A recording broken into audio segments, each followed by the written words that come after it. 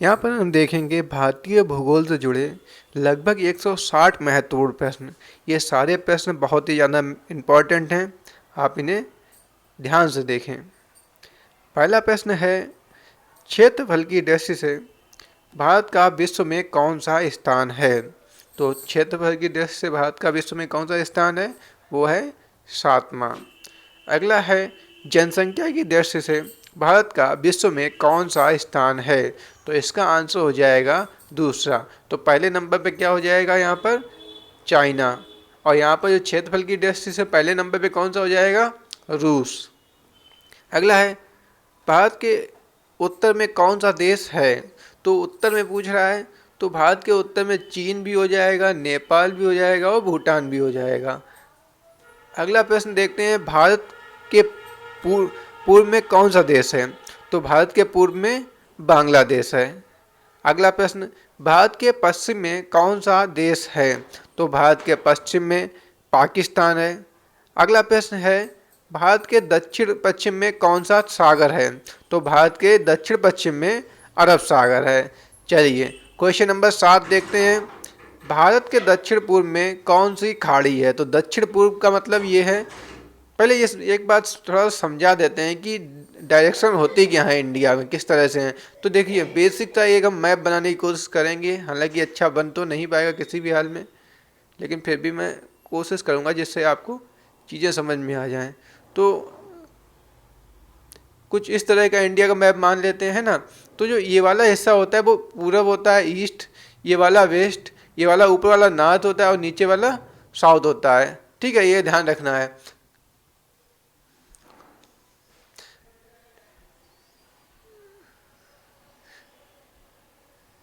तो east, waste, north और south map में इस तरह से होते हैं। कुछ लोग ऊपर साइड में ईस्ट समझते हैं, ठीक है।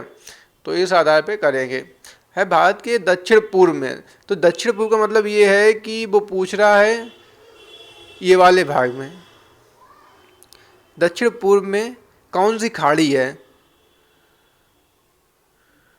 तो दक्षिण पूर्व में हमारी बंगाल की खाड़ी है। यहाँ पर पश्चिम बंगाल है, मतलब नीचे साइड में, और उसके नीचे ही बंगाल की खाड़ी है। अगला है, भारत के दक्षिण में कौन सा महासागर है? तो भाई दक्षिण की बात कर रहा है यहाँ पर नीचे साइड में, तो वहाँ पर हमारा हिंद महासागर है। चलिए अगला प्रश्न देखेंगे, मन्नार की खाड़ी और पाक जल डमरू मंडल भारत को किस देश से अलग करता है? तो भाई ये करता है भारत को श्रीलंका से अलग। ठीक है, ऑप्शन इसका आंसर हो जाएगा श्रीलंका।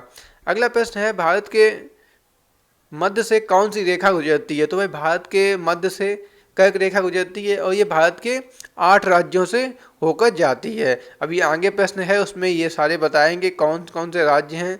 चलिए, भारत के उत्तर से दक्षिण का विस्तार कितना है? उत्तर से दक्षिण मतलब ये ऊपर से नीचे की जो पूरा लेंथ कितनी है इंडिया की, है ना, ये पूछा है। तो वो है 3214 किलोमीटर। अगला है, भारत में का पूर्व से पश्चिम विस्तार कितना है? तो मतलब ये कह रहा है कि ये वाला विस्तार कितना है, वो हो जाएगा 2933 किलोमीटर। अगला है, अंडमान निकोबार द्वीप समूह कहाँ स्थित हैं? तो भाई अंडमान और निकोबार द्वीप समूह बंगाल की खाड़ी में स्थित हैं। अगला प्रश्न 14वां है, लक्षद्वीप कहाँ स्थित है? तो लक्षद्वीप अरब सागर में स्थित है। अगला प्रश्न देखेंगे, भारत का क्षेत्रफल विश्व के क्षेत्रफल का कितने प्रतिशत है? तो जो भारत का क्षेत्रफल है पूरे विश्व का जो एरिया है उसका 2.42% है, लेकिन खास बात यह है कि पूरी विश्व की जनसंख्या का 17% भारत में निवास करता है। क्षेत्रफल सिर्फ 2.42% है, लेकिन जो पॉपुलेशन है वो 17% है। अगला है, भारत के स्थल सीमा से कौन से देश लगे हुए हैं? तो भारत के स्थल सीमा से कौन कौन से देश लगे हुए हैं? वो 6 देश हैं। कौन कौन से? बांग्लादेश, चीन, पाकिस्तान, नेपाल, बर्मा और भूटान। ठीक है, अगला प्रश्न देखेंगे, भारत की जल सीमा किन देशों से मिलती है? तो भारत की जल सीमा 5 देशों से मिलती है। कितने? 5 देशों से। कौन कौन से? मालदीव, श्रीलंका, बांग्लादेश, म्यांमार, पाकिस्तान। अगला प्रश्न देखेंगे, ध्यान रखना है ये चीज़ें। अभी ऊपर आया था, भारत के मध्य से कौन सी रेखा होकर गुजरती है? तो गुजरती, हमने बोला था कर्क रेखा, 8 राज्यों से होकर गुजरती है। राज्य कौन कौन से हो जाएंगे? राजस्थान, गुजरात, मध्य प्रदेश, छत्तीसगढ़, झारखंड, पश्चिम बंगाल, त्रिपुरा और मिजोरम। ये इस साइड से इस साइड के क्रम में पूरे राज्य बताए गए हैं। चलिए अगला देखते हैं, भारत का मानक समय कहाँ से लिया गया है। तो भाई एक आप लोगों को बात बता दें कि इससे पहले जो मैंने भारत के भौगोलिक क्षेत्र से संबंधित वीडियो डाला था उसमें काफ़ी क्वेश्चन इससे कॉमन मिल रहे हैं, तो वो वीडियो और देख लो, उसमें काफ़ी चीज़ें डिटेल में बताई गई हैं। ठीक है, आप चैनल पर जाके देख सकते हैं। ठीक है, तो भारत का मानक समय कहाँ से लिया गया है। तो भारत का मानक समय इलाहाबाद के नैमिनी नामक स्थान से लिया गया है। काफ़ी इंपॉर्टेंट क्वेश्चन है। भारत के मानक समय और ग्रीनविच समय का अंतर कितना है। तो 5 घंटे 50 मिनट। ठीक है, जो भारत का मानक समय है और 0 डिग्री देशांतर का अंतर कितना हो जाएगा, 5 घंटा 50 मिनट। अगला है भारत की कुल तटरेखा की लंबाई द्वीपों के सहित, मतलब द्वीप जो है उनकी भी तटरेखा इसी में जोड़ दी गई, तो हमारी कितनी है, हो जाएगी 7516 किलोमीटर। अगला प्रश्न है, संपूर्ण भारत के कितने प्रतिशत भाग में पर्वत एवं पहाड़ियों का विस्तार है। तो संपूर्ण भारत के 28.8% में पर्वत और पहाड़ियाँ हैं। ठीक है, जितना अपने भारत का क्षेत्रफल है उसका 28% पर्वत और पहाड़ियों द्वारा घिरा हुआ है। अगला है, संपूर्ण भारत का कितने प्रतिशत भाग मैदानी है। तो भाई संपूर्ण भारत का 44%, नीचे का जो भाग है जो बी शेप में, ये सारा मैदानी है। अगला है, भारत में समुद्र तटरेखा वाले राज्य की संख्या कितनी है। तो भारत में जो समुद्र तटरेखा वाले राज्य हैं वो 9 हैं। जो नीचे वाले हैं ये सारे जो ये समुद्र के साथ में उनकी अपनी एक तट साझा करते हैं, उन्हें बोलते हैं तटरेखा वाले राज्य। ठीक है, किस राज्य की समुद्रीय तटरेखा सबसे ज़्यादा है। तो भाई सबसे ज़्यादा हमारी है गुजरात की, और सबसे कम पूछी जाए तो हो जाएगी गोवा की। तो याद रखना, ये गोवा वाला भी पूछता है और गुजरात वाला भी पूछता है। मतलब ये कहने का मतलब ये है, कौन से राज्य हैं जो सबसे कम समुद्र के साथ में अपनी सीमा साझा करते हैं और कब सबसे ज़्यादा करते हैं। ठीक है, सबसे ज़्यादा करता है गुजरात और सबसे कम करता है गोवा। ठीक है, भारत की स्थल सीमा किस देश के साथ सबसे ज़्यादा है। तो ध्यान रखना है, सबसे ज़्यादा स्थल सीमा जो है वो बांग्लादेश के साथ में है ना। सबसे ज़्यादा जो स्थल सीमा है वो बांग्लादेश के साथ में है, और सबसे कम अगर बात की जाए तो वो अफगानिस्तान के साथ में है, लगभग 102 किलोमीटर है ना। भारत के पूर्वी तट को किस नाम से जाना जाता है। तो भारत के पूर्वी तट को कोरोमंडल, ये पूर्वी तट की इसकी बात हो रही है, ये वाला तट, ये जो तट है नीचे साइड में जो बी बनी होती है ना, उसके आगे का हिस्सा उसे बोलते हैं क्या, काराकोरम, सॉरी कोरोमंडल तट। अगला है, कोंकण तट कहाँ से कहाँ तक स्थित है। तो जो कोंकण तट है वो गोवा से लेकर दमन तक स्थित है। अगला है, कौन सा द्वीप भारत और श्रीलंका के बीच स्थित है। तो भाई भारत और श्रीलंका के बीच में रामेश्वरम से आप लोगों को किसी एक बहुत ही महान व्यक्ति का नाम याद आ रहा होगा, है ना। उसका नाम कमेंट बॉक्स में बता सकते हैं आप अगर आ रहा हो। ठीक है, रामेश्वरम किससे संबंधित है। चलिए अब देखिए, क्वेश्चन लगभग 30 हो गए हैं। अब थोड़ा सा शब्दों में गड़बड़ होना शुरू हो जाएगा, क्योंकि अब जितना टाइम बढ़ेगा उतने ही शब्दों में बग आएगा। ठीक है, अगला है, लक्षद्वीप समूह में कुल कितने द्वीप हैं। लक्षद्वीप एक द्वीपों का समूह है, तो इसमें द्वीपों की संख्या कितनी है, 36। ठीक है, 36 द्वीप हैं। अगला है, भारत के किस स्थापक को सफ़ेद पानी के नाम से जाना जाता है। तो सियाचिन को सफ़ेद पानी के नाम से जाना जाता है। अगला है, जम्मू कश्मीर का वह हिस्सा जो चीन के अधिकार में है कहलाता है। तो ये ऑक्साई चीन कहलाता है ना।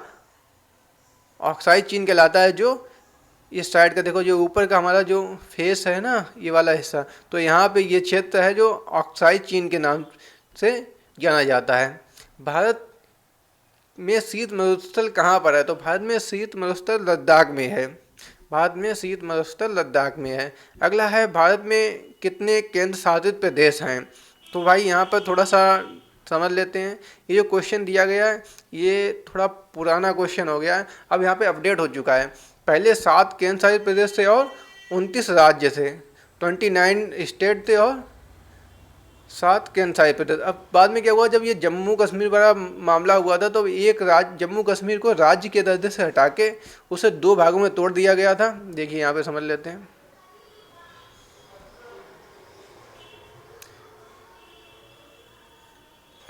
यही है ऊपर का हिस्सा अपना, है ना। तो यहाँ पर जो ये जम्मू कश्मीर था तो इसको तोड़ दिया गया यहाँ से। अब इस साइड वाले को लद्दाख, के साइड वाले को जम्मू कश्मीर कर दिया गया। तो ये दोनों को अब केंद्र शासित प्रदेश बना दिया गया। तो अब जो केंद्र शासित प्रदेशों की संख्या हो गई है 9, है ना, और राज्य कितने रह गए हैं 28। ठीक है, एक राज्य कम हो गया और 2 केंद्र शासित प्रदेश बढ़ गए। ठीक है, भारत किस गोलार्ध में स्थित है? तो भाई भारत की स्थिति के बारे में तो हम काफ़ी बार आप लोगों को समझा चुके हैं। भारत हमारा यहाँ पर स्थित है ना। तो ये उत्तरी गोलार्ध में और पूर्वी देशांतर, है ना। तो उत्तरी गोलार्ध, देखो इस वाले को बोलते हैं नॉर्थ, इस वाले को बोलते हैं इस वाले को बोलते हैं साउथ। ठीक है, भूमध्य रेखा के ऊपर वाले को बोलते हैं नॉर्थ पोल, नॉर्थ, और नीचे वाले को बोलते हैं साउथ, मतलब उत्तरी गोलार्ध और दक्षिणी गोलार्ध। तो हमारा जो भारत है वो ऊपर साइड में, मतलब उत्तरी गोलार्ध में है। चलिए अगला है केंद्र शासित प्रदेश दादर हवेली भारत के किस राज्य के बीच स्थित है? तो गुजरात व महाराष्ट्र के बीच में स्थित है। अगला है किस राज्य को पहले नेफा के नाम से जाना जाता था? तो अरुणाचल प्रदेश को पहले नेफा के नाम से जाना जाता था, अरुणाचल प्रदेश। अरुणाचल प्रदेश के बारे में कुछ याद आया? नहीं आया, कोई बात नहीं। अगला है भारत के उत्तर में उप हिमालय क्षेत्र के सहारे फैले समतल क्षेत्र को क्या कहते हैं? तो उसे भावर कहते हैं। अगला है कोरी निवेशिका कहाँ स्थित है? तो एक कच्छ के रण में। अगला है भारत के कौन सा राज्य 3 ओर से बांग्लादेश से घिरा हुआ है? भाई देखो इसको याद करने का सबसे आसान तरीका है त्रिपुरा। त्रिपुरा ही समझ में आता है कि ये 3 ओर से घिरा हुआ है, नाम में ही वो समझ में आता है। तो भाई जो हमारा बांग्लादेश है, वो बांग्लादेश जो है वो त्रिपुरा को 3 ओर से घेरे हुए है। इंपॉर्टेंट क्वेश्चन है, बहुत बनता है। भारत के किस स्थान को मौस्तर की राजधानी कहा जाता है? तो जैसलमेर को मौस्तर की राजधानी कहा जाता है। अगला है अरावली और विंध्य श्रृंखलाओं के बीच कौन सा पठार है? तो वहाँ पे मालवा का पठार है। अगला है मैकाल का पठार भारत के किस राज्य में है? तो वो हमारा छत्तीसगढ़ में है। अगला है छोटा नागपुर किसका नाम है? तो भाई रांची के पठार को छोटा नागपुर कहते हैं। अगला है दक्षिण भारत की सबसे ऊंची चोटी कौन सी है? तो वो अन्नाईमुड़ी दक्षिण भारत की बात हो रही है। दक्षिण भारत, ये बात भी बताना पड़ेगा। ये हमारा ऊपर जो इंडिया है, ये इसके ऊपर वाले भाग को उत्तरी भारत और नीचे वाले को दक्षिण भारत बोलते हैं। ठीक है, सर्वप्रथम इंडिया शब्द का प्रयोग किस भाषा में किया गया था? तो भाई ध्यान रखो, ये किया गया था ग्रीक भाषा में। अगला है प्राचीन भारतीय भौगोलिक मान्यता के अनुसार भारत किस द्वीप का हिस्सा या अंग था? तो वह था जम्बू द्वीप का। अगला है आदम का पुल किन 2 देशों के मध्य स्थित है? तो भारत और श्रीलंका के बीच में आदम का पुल स्थित है। अगला है भारतीय क्षेत्र में कौन से 2 ज्वालामुखी द्वीप हैं? तो वैरन और नारकोंडम। अगला है इंपॉर्टेंट है, ये ध्यान रखना है आपको। ठीक है, अगला है हैदराबाद का जुड़वा नगर कौन सा है? तो हैदराबाद का जुड़वा नगर सिकंदराबाद है। ठीक है, अगला है थार भूमि कहाँ स्थित है? तो भाई थार भूमि हमारी राजस्थान में स्थित है ना। राजस्थान हमारे देश का सबसे बड़ा राज्य है। ठीक है, और भारत का कौन सा राज्य सबसे अधिक राज्य के साथ में सीमा साझा करता है? तो भैया उत्तर प्रदेश राज्य जो है वो सबसे ज़्यादा राज्यों के साथ में अपनी सीमा साझा करता है। साथ ही साथ नेपाल के साथ भी, मतलब एक देश के साथ भी अपनी सीमा साझा करता है। अगला है स्वतंत्रता से पहले भारत का कौन सा क्षेत्र काला पानी के नाम से जाना जाता था? तो अंडमान निकोबार द्वीप समूह को काला पानी के नाम से जाना जाता था। लोगों को जब काले पानी की सजा दी जाती तो उन्हें यहीं जाके छोड़ दिया जाता था, जिसके बाद में वो कभी वापस नहीं आ पाते थे और बाय बाय टाटा और ख़त्म। चलिए, झांसी नगर भारत के किस राज्य में स्थित है? तो भाई झांसी नगर भारत के उत्तर प्रदेश राज्य में स्थित है। ओहो, अभी तो काफ़ी क्वेश्चंस करने हैं, तो भाई लाइक करते चलो अगर लग रहा है कि हाँ क्वेश्चन कुछ इंपॉर्टेंट है। हो सके तो भाई सब्सक्राइब भी कर लेना। चलो सब्सक्राइब का तो आप खुद सोच लेना, लेकिन लाइक तो कर देना, लाइक मेरी तरफ से, ठीक है। बात की सबसे लंबी सुरंग पीर पंजाब सुरंग किस राज्य में है? तो भाई वो जम्मू कश्मीर में है। अगला प्रश्न है, भारत का कौन सा राज्य चीन, नेपाल, भूटान की सीमा को स्पर्श करता है? तो भाई जो हमारा सिक्किम राज्य है छोटा सा, वो हमारा करता है चीन, नेपाल और भूटान के साथ में सीमा स्पर्श। सियाचिन ग्लेशियर भारत के किस राज्य में स्थित है? तो भाई वो हमारे जम्मू कश्मीर में है। पृथ्वी का स्वर्ग ना जम्मू कश्मीर। भारत की मुख्य भूमि को रामेश्वर द्वीप से कौन अलग करता है? तो आदम का पुल। क्षेत्रफल की दृष्टि से भारत के 3 बड़े राज्यों का क्रम, तो सबसे बड़ा हमारा राजस्थान, उसके बाद में मध्य प्रदेश, उसके बाद में महाराष्ट्र, ठीक है। अगला है, सतपुड़ा की पहाड़ियाँ किस राज्य में स्थित हैं? तो भाई सतपुड़ा की पहाड़ियाँ हमारी मध्य प्रदेश में स्थित हैं। याद रखो, इंपॉर्टेंट है, सतपुड़ा की पहाड़ियाँ बहुत इंपॉर्टेंट हैं, ये आपको पता होनी चाहिए। अगला है, अंडमान निकोबार द्वीप समूह की सबसे ऊंची चोटी कौन सी है? ये भी इंपॉर्टेंट है, सैंडल पीक। याद कर लो कि ऊंचे हिल की सैंडल सबसे ऊंची। ओके। दक्कन का पठार किस राज्य में स्थित है? तो सॉरी, किन राज्यों में स्थित है? तो दक्कन का पठार 6 राज्यों में स्थित है। महाराष्ट्र हो जाएगा, मध्य प्रदेश, गुजरात, कर्नाटक और आंध्र प्रदेश। ओके। अगला प्रश्न देखते हैं, धारवाड़ का पठार किस राज्य में स्थित है? तो वो कर्नाटक राज्य में स्थित है। अगला क्वेश्चन नंबर 67, नीलगिरी की पहाड़ियाँ किस राज्य में स्थित हैं? तो नीलगिरी की पहाड़ियाँ इंपॉर्टेंट हैं और ये तमिलनाडु में स्थित हैं। ये क्वेश्चन आज मैं पढ़ा रहा था, 10th के सोशल साइंस की बुक में भी था। अन्नाईमुड़ी नामक चोटी की ऊंचाई कितनी है? तो अन्नाईमुड़ी की ऊंचाई है 2695 मीटर। अब आप लोगों को माउंटेन एवरेस्ट की ऊंचाई कितनी है वो बतानी होगी नीचे कमेंट बॉक्स में, और ये भी बताना होगा कि क्या वो मीटर में है या किलोमीटर में है। बहुत से लोगों के अंदर ये डाउट रहता है। अगला है, अरावली की पहाड़ियाँ किस राज्य में स्थित हैं? तो अरावली की पहाड़ियाँ राजस्थान में स्थित हैं। कौन सी नदी असम और अरुणाचल प्रदेश के बीच में सीमा बनाती है? तो संकोश नदी। अगला है, भूवैज्ञानिक के अनुसार हिमालय पर्वत पहले था। तो भाई यह 33 साग नामक एक सागर था, जो कि जो प्लेटें टकराई और धीमे धीमे ये ऊपर उठता गया, और ये आज भी ऊपर उठ रहा है, इसीलिए हिमालय को हम युवा पर्वत के नाम से जानते हैं। ठीक है, इसकी लंबाई हमेशा लगातार बढ़ती जा रही है। भारत और पाकिस्तान के बीच रेड क्लिफ का निर्धारण कब हुआ? तो भाई भारत और पाकिस्तान के बीच रेड क्लिफ का मतलब देखो, भारत और पाकिस्तान के बीच की सीमा को हम रेड क्लिफ सीमा बोलते हैं, ठीक है। याद रखना, क्वेश्चन ये पूछता है जो मैंने अभी बोला है। तो इसका निर्धारण कब हुआ था? 15 अगस्त 1947। ये क्वेश्चन और पूछता है, भारत और चाइना के बीच की सीमा को किस नाम से जानते हैं? तो उसे बोलते हैं मैकमोहन रेखा। याद रखो, मैकमोहन रेखा। ये भी क्वेश्चन इंपॉर्टेंट है। अगला है,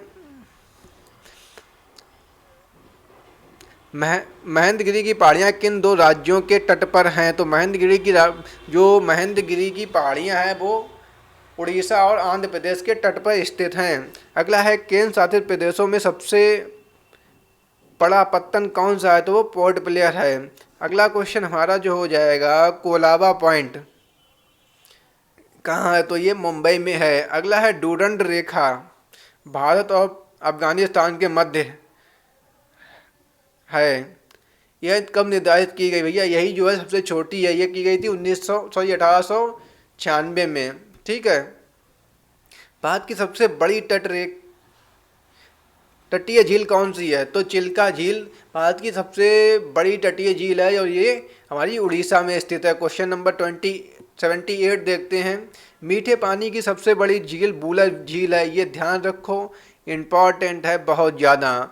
पूछा है, बूलर झील भारत के किस राज्य में स्थित है? तो भाई वो हमारी जम्मू कश्मीर राज्य में स्थित है।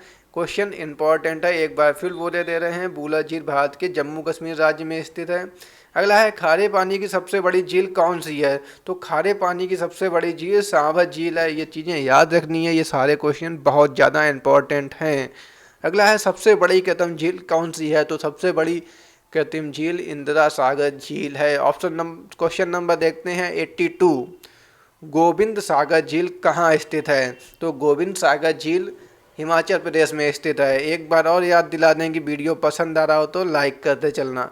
अगला है भारत का सबसे ऊंचा जलप्रपात कौन सा है? तो भारत का सबसे ऊंचा जलप्रपात गारसोप्पा जलप्रपात या जोंग जलप्रपात है। अगला है जोंग जलप्रपात किस राज्य में है? तो ये हमारा नाटक मतलब कर्नाटक में है। अगला है जोंग जलप्रपात का नया नाम क्या है? तो इसका नया नाम महात्मा गांधी जलप्रपात है। महात्मा गांधी जल विद्युत उत्पादन प्लांट कहाँ स्थित है? तो महात्मा गांधी जल विद्युत उत्पादन जोंग जलप्रपात मतलब कर्नाटक में स्थित है। काफ़ी क्वेश्चन जोंग जलप्रपात से आ गए हैं। तो जोंग जलप्रपात किस नदी पर है? तो ये श्रावस्ती नदी पर है, श्रावती नदी।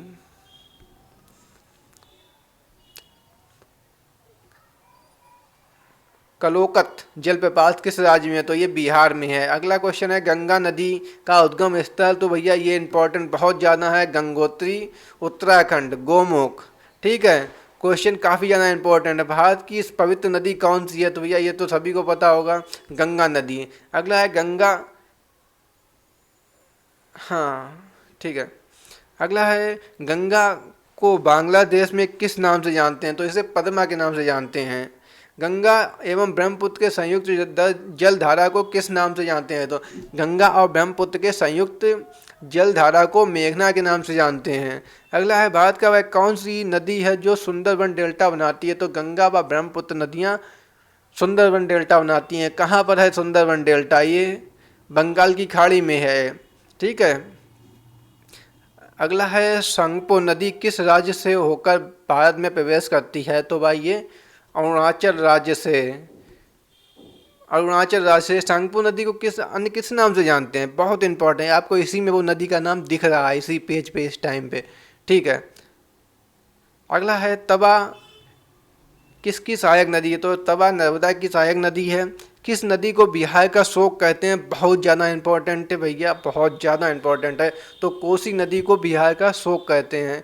कौन सी नदी बंगाल का शोक कही जाती है? तो दामोदर नदी, ये भी इंपॉर्टेंट है, शोक वाली ध्यान रखो। दामोदर नदी को बंगाल का शोक कहते हैं। कौन सी नदी भैंस दोंडी से होकर बहती है? तो ये नर्मदा नदी हो जाएगी।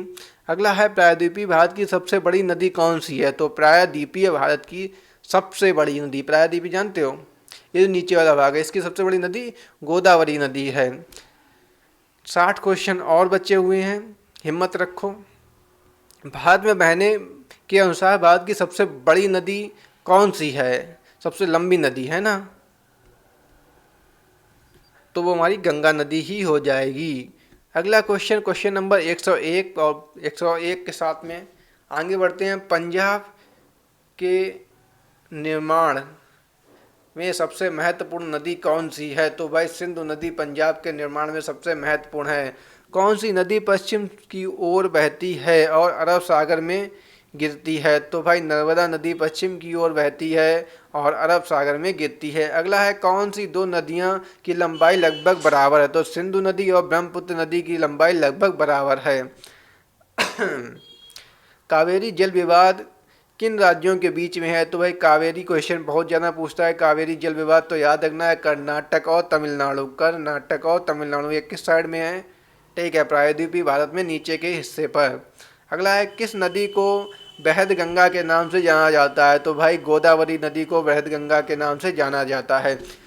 कौन सी नदी अपने मार्ग बदलने के लिए, बहुत ज़्यादा इंपॉर्टेंट क्वेश्चन है, रट लो अच्छे से लिख लो। कोसी नदी को मतलब अपने मार्ग बदलने के लिए सबसे ज़्यादा फेमस है कोसी नदी। ठीक है, तो कोसी नदी को कहाँ का शोक कहते हैं? नीचे बताओ जल्दी से। कौन सी नदी कपिल जलधारा प्रपात का निर्माण करती है? तो भाई नर्मदा नदी कपिल जलधारा का प्रपात का निर्माण करती है। कौन सी नदी उड़ीसा का शोक कहा जाता है? तो ब्राह्मणी नदी को उड़ीसा का शोक कहा जाता है। बैनगंगा और पैनगंगा किसकी सहायक नदियां हैं? तो भाई गोदावरी नदी की बैनगंगा और पैनगंगा सहायक नदियां हैं। अगला है किस नदी पर सबसे लंबा सड़क पुल बना हुआ है? तो भाई गंगा नदी पर सबसे लंबा सड़क पुल बना हुआ है। अगला क्वेश्चन है, कौन सी नदी विश्व का सबसे बड़ा नदी द्वीप मांजुली का निर्माण करती है? तो भाई वो हमारी ब्रह्मपुत्र नदी हो जाएगी। ब्रह्मपुत्र नदी को ऑस्ट्रेलिया में किस नाम से जानते हैं, बताओगे? नहीं बताओगे तुम लोग कुछ भी। नर्मदा नदी का अधिकांश भाग भारत के किस राज्य में बहता है? तो नर्मदा नदी का अधिकांश भाग भारत के मध्य प्रदेश राज्य में बहता है। अगला क्वेश्चन है, कौन सी नदी स्विफ्ट घाटी से होकर बहती है? तो ताप्ती नदी, सॉरी रिफ्ट घाटी। ज़्यादा क्वेश्चन होने के बाद में यही होता है। कौन सी नदी भारत और पाकिस्तान के बीच में जल समझौता है? तो भाई सिंधु नदी जो है उसका भारत और पाकिस्तान के साथ में जल समझौता है। जब भी देखते होंगे कोई बात होती है कहते हैं हम इसका पानी बंद कर देंगे, उसका मतलब क्या है, यहाँ पे एक जल समझौता हुआ था। उसके अनुसार सिंधु नदी का 80%, मतलब यहाँ पर जो नदियाँ हैं सिंधु का ये समूह है 6 नदियों का, ठीक है। तो ऊपर की जो 3 नदियाँ उसका 80% पानी जो है वो पाकिस्तान यूज करेगा, है ना, और 20% इंडिया यूज करेगी। और नीचे की जो 3 नदियाँ उसका 20% पानी पाकिस्तान यूज करेगा और 80% इंडिया। तो ये जल समझौता हुआ था, ठीक है। इसी को सिंधु जल समझौते के नाम से जानते हैं। तभी कहा जाता है कि हम पानी रोक दें, क्योंकि ये जो नदियां हैं ये सारी इंडिया से होकर पाकिस्तान में जाती हैं। अगर सारी नदियां बंद कर दी जाए तो पाकिस्तान को पानी नहीं मिलेगा। अगला है, कौन सी नदी भारत के केवल जम्मू कश्मीर राज्य से होकर बहती है? तो वह सिंधु नदी भारत के जम्मू कश्मीर राज्य से होकर बहती है। पंचगंगा और दूधगंगा किसकी सहायक नदियां हैं? तो कृष्णा नदी की सहायक नदियां हैं। अगला है, दामोदर नदी कहाँ से निकलती है? जो दामोदर नदी है वो छोटा नागपुर के पठार से निकलती है। शिप्रा नदी किसकी सहायक नदी है? तो भाई अब तुम लोग बोर हो चुके होगे ये क्वेश्चन पढ़ सुन के। शिप्रा नदी जो है वो चंबल नदी की सहायक नदी है। भारत की कौन सी नदी का मुहाना एवं उद्गम स्थल दोनों भारत में ही हैं? तो भाई गोदावरी नदी के मुहाना और उद्गम स्थल दोनों ही भारत में है। मतलब ये है कि भारत में ही निकलती है और भारत में ही विलुप्त हो जाती है। कौन सी नदी के किनारे एक प्रसिद्ध महाकालेश्वर मंदिर है? तो भाई नर्मदा नदी के किनारे एक प्रसिद्ध महाकालेश्वर मंदिर है।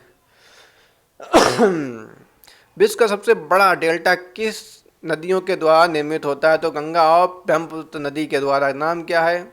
सुंदरबन डेल्टा।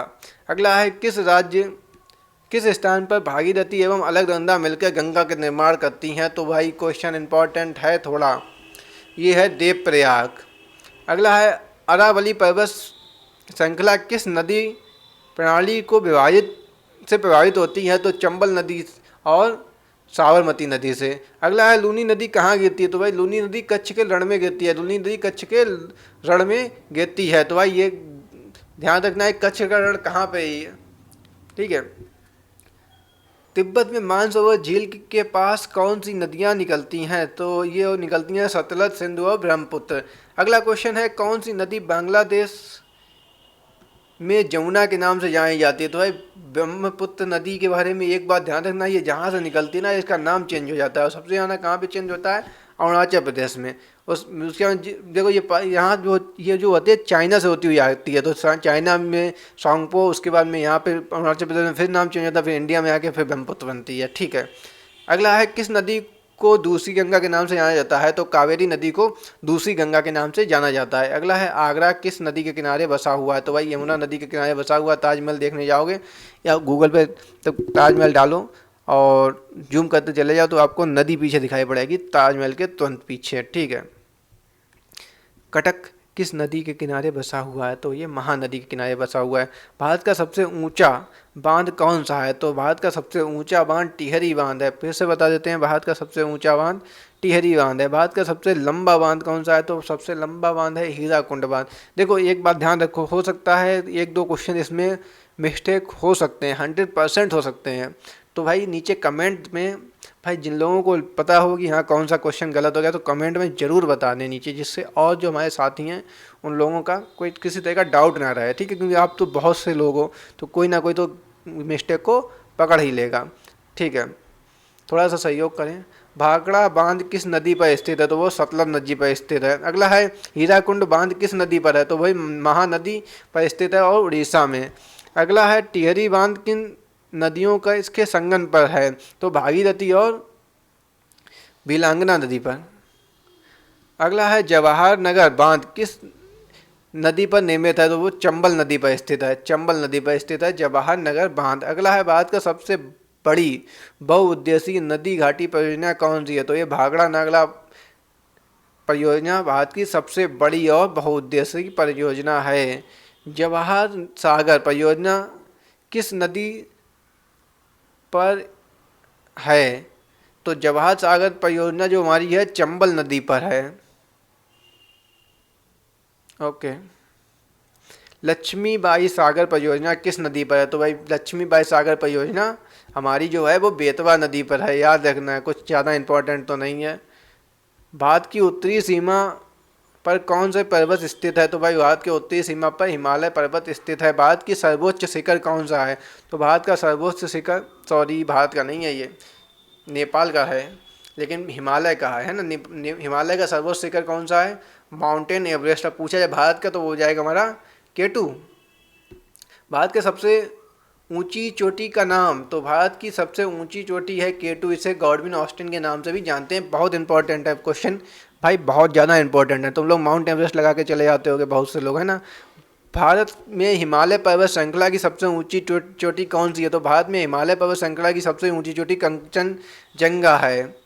अगला है कौन सी हिमालय की चोटी असम राज्य में है? तो भाई कहाँ लिखा है ये?